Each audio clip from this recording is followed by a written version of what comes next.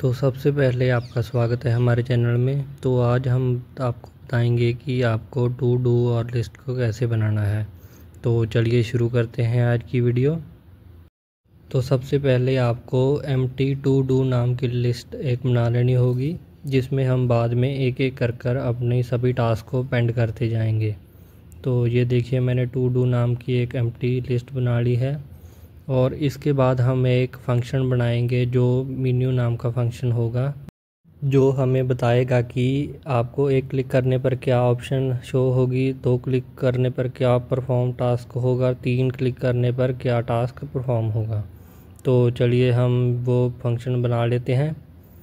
तो ये देखिए, मैंने शो अंडरस्कोर मेन्यू नाम का फ़ंक्शन बना लिया है और इसमें ये सब डाटा इंक्लूड होगा। तो देखिए, एक प्रेस करने पर आपको व्यू टास्क आएगा, 2 क्लिक करने पर आपको ऐड टास्क आएगा, 3 क्लिक करने पर आपको मार्क टास्क नाम की ऑप्शन शो होगी। इसे बनाने के बाद मैं आपको एक बार ये फंक्शन चलाकर दिखा देता हूँ कि आपको ये बाद में कैसे डिस्प्ले होगा। तो चलिए, आप देख सकते हैं कि आपको ऐसा कुछ डिस्प्ले बाद में होगा आपका ये फंक्शन कॉल करने पर। इसके बाद हम एक और फंक्शन बनाएंगे जिसका नाम व्यू टास्क से होगा, जो हमें क्या करेगा कि व्यू बताएगा कि हमने कौन कौन से टास्क ऐड कर लिए हैं हमारी लिस्ट में। तो सबसे पहले इस फंक्शन में जाकर हम कंडीशनल स्टेटमेंट लगाएंगे कि अगर हमारी टू डू लिस्ट एम्प्टी है तो यहाँ पर नो टास्क अवेलेबल आ जाएगा। तो अगर आपकी ये लिस्ट में कुछ होगा तो आपके लिस्ट के ऊपर ये अगला लूप चल जाएगा। तो सबसे पहले हम प्रिंट कर देते हैं यूर टास्क नाम से, और उसके बाद हम एक लूप चलाते हैं जो एक एन्यूमरेट लूप है, जो क्या करेगा, टू डू लिस्ट का इंडेक्स है वो आई में स्टोर कर देगा और टू डू लिस्ट की टास्क हमारे टास्क में स्टोर कर देगा। और इसकी इनिशियलाइजेशन हम 1 से स्टार्ट करेंगे। ज़्यादातर क्या होता है, पाइथन की इनिशियलाइजेशन 0 से स्टार्ट होती है, लेकिन हम इसे 1 से स्टार्ट करेंगे। वैसे तो मैं यहाँ लिखकर भी हर एक लाइन की एग्जांपल देकर बता रहा हूँ कि वो लाइन कैसे वर्क करती है। तो ये देखिए, मैंने इस लाइन के बारे में भी सभी एग्जांपल यहाँ पर लिख दी है। अगर आपको ये लाइन नहीं समझ में आती तो आप यहाँ पर रीड कर सकते हैं।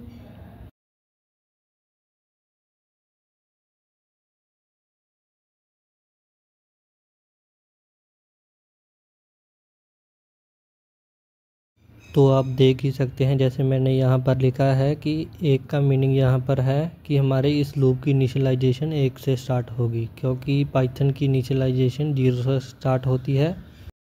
अब हम यहाँ पर स्टेटस नाम का वेरिएबल बनाएंगे, जो क्या स्टोर करेगा कि आपका टास्क कंप्लीटेड है और अनकम्प्लीटेड। तो ये देखिए, मैं कुछ इमोजीज यूज़ कर रहा हूँ ताकि हमारा कोड बढ़िया दिखे और आउटपुट भी अच्छे तरीके से आ जाए। तो ये देखिए, अगर हमारा टास्क डन है तो ये आपको टिक मार्क शो करेगा, अगर आपका टास्क पेंडिंग है तो आपको आपकी घड़ी वाला साइन शो करेगा। तो ये देखिए, इसके बाद हम इसे स्टेटस को और इस लूप को प्रिंट करेंगे कि हम हमारे कौन कौन से पेंडिंग है अभी और कौन कौन से कंप्लीटेड हो चुके हैं टास्क को। इसे प्रिंट करने के लिए सबसे पहले हम इसका इंडेक्स प्रिंट करेंगे और उसके बाद हमारा टास्क और उसके बाद हमारा स्टेटस। जो हमारा स्टेटस अगले फंक्शन में हमें बताएगा कि कैसे ये हमारा स्टेटस वर्क करता है। तो ये देखिए, मैं यहाँ पर लिखकर भी बता रहा हूँ। अगर आपको मेरी कही हुई बात ना समझाए तो आप लिखी हुई लाइन भी पढ़कर समझ सकते हैं तो ये लूप कैसे वर्क कर रहा है।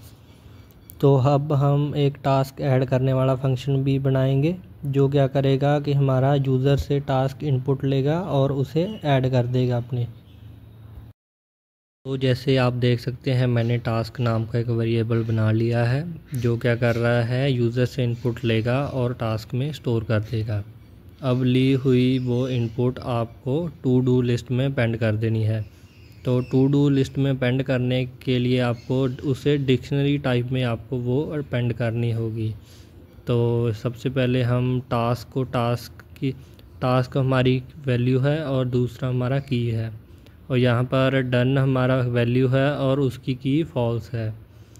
तो जब हम डन को एक्सेस करेंगे तो हमें फॉल्स शो होगा, और जब हम टास्क को एक्सेस करेंगे तो हमें उसका टास्क शो होगा। तो इसके लिए आपको डिक्शनरी की बेसिक नॉलेज होनी चाहिए। तो अब हम टास्क मार्क नाम का एक और फंक्शन बनाएंगे, जो क्या करेगा कि आपके किए गए टास्क को सही टिक और कंप्लीटेड और अनकम्प्लीटेड आपका मार्क कर देगा। तो ये देखिए, मैंने मार्क डन नाम का एक फंक्शन बना लिया है। तो मैं थोड़ा सा इस स्क्रीन को थोड़ा सा जूम करूँगा और उसके बाद व्यू टास्क को यहाँ पर कॉल करूँगा। तो व्यू टास्क को हम कॉल इसलिए करेंगे क्योंकि हमें पता चल जाए हमने कौन कौन से टास्क हमारी लिस्ट में ऐड किए हैं। तो यहाँ पर मैं ट्राई और एक्सेप्ट नाम का एक यूज़ कर रहा हूँ, ताकि अगर यूज़र गलत भी इनपुट एंटर करता है तो हम एरर हैंडल कर सकें। तो आप यहाँ पर इफ़ और एल्स स्टेटमेंट का भी यूज़ कर सकते हैं। तो ये देखिए, मैंने नम नाम का एक वेरिएबल बना लिया है जिसमें हम एक इंटीजर इनपुट कराएंगे। तो ये देखिए, मैंने इसके बाद कंडीशनल स्टेटमेंट लगा दी है, जो क्या शो कर रही है, अगर हमारा नंबर 1 से बड़ा और length of to do list में जितने लिस्ट में टास्क है उससे छोटा है तो ये कंडीशन चल पड़ेगी। अगर हमारी ये कंडीशन नहीं चलती तो हमें एक एरर शो होगा। तो आगे चलकर हम उसका भी कोड देखेंगे। तो ये देखिए, मैं यहाँ पर लिखकर समझा रहा हूँ कि ये लाइन कैसे वर्क कर रही है। अगर हमारा कंडीशन एक नंबर 1 से बड़ा और length of to do list से छोटा है तो भी ये कंडीशन वर्क करेगी। तो यहाँ पर मैं लिख रहा हूँ print task marked as done, और लेकिन उससे भी पहले मैं एक लाइन लिखूँगा, जो लाइन होगी to do num-1 done is equal to true. तो ये देखिए, हमने यहाँ पर उसकी डन को यहाँ पर ट्रू वैल्यू साइन कर दी है, क्योंकि ये हमारा फंक्शन तभी चलेगा जब हमारा वर्क और लिस्ट में वो काम हो चुका होगा, तब हम ये फंक्शन कॉल करेंगे। और उसके बाद कॉल करने के बाद हम उस वर्क को और लाइन को टिक मार्क कर देंगे। तो ये देखिए, इस फंक्शन और कोड में भी यही बता रहा हूँ। और अगर आपका यूज़र गलत इनपुट शो करता है तो उसे इनवैलिड नंबर और या प्लीज़ एंटर वैलिड नंबर से हम उसे एरर शो कर सकते हैं। तो अब हम डिलीट करने के लिए एक नया फंक्शन बनाएंगे। तो इस प्रोजेक्ट में आपको लगभग 4 और 5 फंक्शन बनाने पड़ेंगे, जिससे आपकी ग्रिप पाइथन में और बढ़िया हो जाएगी कि आपको फंक्शन कैसे यूज़ करना है, लूप कैसे यूज़ करना है, ट्राई और एक्सेप्ट कब यूज़ करना है, कंडीशनल स्टेटमेंट कब यूज़ करनी है, ये सब आपको चलाना आ जाएगा। तो हो सके तो ये कोड आप खुद भी लिख कर देखिए और नए नए प्रोजेक्ट पर काम कीजिए, ताकि आपके पाइथन में ग्रिप और बढ़िया हो सके। तो ये देखिए, मैंने डिलीट टास्क नाम का एक फंक्शन बना लिया है, जिसमें हम सबसे पहले व्यू टास्क को कॉल करेंगे, तो कि हम शो कर सकें कि हमारे पास कौन सा डाटा अवेलेबल है। और उसके बाद हम ट्राई और एक्सेप्ट मेथड का यूज़ करेंगे, ताकि हम एरर को हैंडल कर सकें। सबसे पहले हम यूज़र से इनपुट लेंगे नम नाम के वेरिएबल में, तो उसमें हमारी इनपुट स्टोर हो जाएगी। इसमें भी हम सेम कंडीशन लगाएंगे कि अगर हमारा एंटर किया गया नंबर 1 से बड़ा और length of to do list से छोटा है तब ये कंडीशन वर्क करेगी, नहीं तो ये एक एरर थ्रू कर देगा। तो ये देखिए, अगर हमारी कंडीशन सही होती है तो यहाँ पर मूव्ड नाम के वेरिएबल में to do dot pop num-1, तो ये टू डू पॉप क्या करेगा कि आपका टू डू लिस्ट में से एक वैल्यू को डिलीट कर देगा। एंटर किया, जैसे आपने मान लो 2 नंबर एंटर किया, 2 में से 1 माइनस कर आपका 1 नंबर पर 2 नंबर पर जो भी आपकी वैल्यू होगी वो डिलीट कर देगा। क्योंकि हमने -1 इसलिए किया क्योंकि पाइथन में आपकी इंडेक्सिंग 0 से शुरू होती है। तो शुरू होने के कारण क्या होगा, अगर आप एक वैल्यू इनपुट कर देंगे तो आपकी पाइथन को समझ में नहीं आएगा कि आपकी एक वैल्यू कौन सी है। इसलिए आपको एग्जैक्ट वैल्यू देने के लिए आपको num-1 को एंटर करना ही पड़ेगा। सब कुछ करने के बाद हम अपना एक इन्फिनिटी लूप लास्ट में चलाएंगे, जो हमारी सभी वैल्यू को एक्सेस करेगा और सभी फंक्शन को कॉल करेगा। तो ये देखिए हम अब अपना लास्ट फंक्शन को कॉल करते हैं।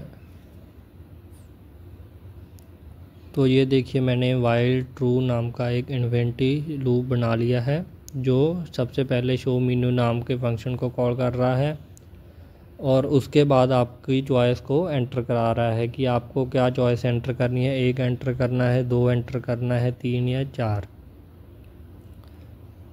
उसके बाद हम कंडीशन सेट कर देंगे कि अगर यूज़र 1 इनपुट करता है तो व्यू टास्क नाम के फंक्शन को कॉल करें।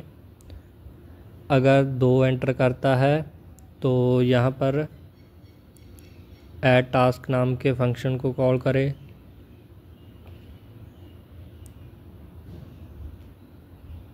ये देखिए मैं यहाँ पर कॉपी पेस्ट की वर्तों कर रहा हूँ ताकि हमारा कोड आसानी से और जल्दी से लिखा जाए।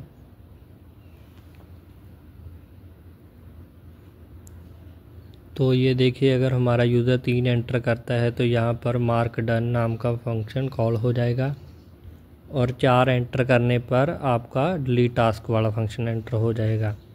यूज़र 5 एंटर करता है तो वो एग्ज़िट करने के लिए हम वहाँ पर ब्रेक ऑप्शन में का यूज़ करेंगे। तो ये देखिए लास्ट में हम एल्स में हम एक वैलिड एरर शो कर देंगे कि आपको सही वैल्यू इनपुट देनी होगी। तो होप आपको ये फंक्शन और कोड समझ में आया। तो अब हम इसे चलाकर देखते हैं कि हमारा वर्क कर रहा है और नहीं।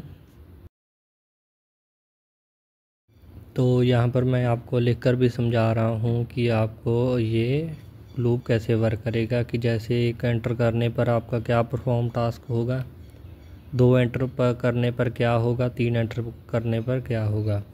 तो ये देखिए अब हम अपने कोड को चलाकर देखते हैं। ये हमारे सामने अपनी आउटपुट आ चुकी है। तो सबसे पहले मैं यहाँ पर 2 इनपुट देता हूँ और इसमें इनपुट टास्क कर देता हूँ। उसके बाद फिर मैं हमें एक और टास्क इनपुट देता हूँ और उसके बाद हम तीसरी बार मैं इसे शो करता हूँ। तो ये देखिए मेरे 2 टास्क शो हो चुके हैं कि जो अभी पेंडिंग है, इसलिए वो क्लॉक वाला साइन शो कर रहा है। अब हम इसे मार्क डन करने के लिए 3 वाला ऑप्शन सेलेक्ट करेंगे और गेमिंग सेलेक्ट कर ये देखिए गेमिंग पर सही का निशान आ चुका है कि हमारा काम हो चुका है। अब हम चौथी ऑप्शन को यूज़ करेंगे कि हमारा कोई टास्क रिमूव करने के लिए। ये देखिए मैंने एक रिमूव भी कर दिया और एक ही शो हो रहा है। तो आपने देख ही लिया होगा कि हमारा कोड इस प्रकार से वर्क कर रहा है। अगर आपको ये वीडियो अच्छी लगी हो तो इस वीडियो को लाइक करें, शेयर करें और चैनल को सब्सक्राइब करें। Thanks for watching this video.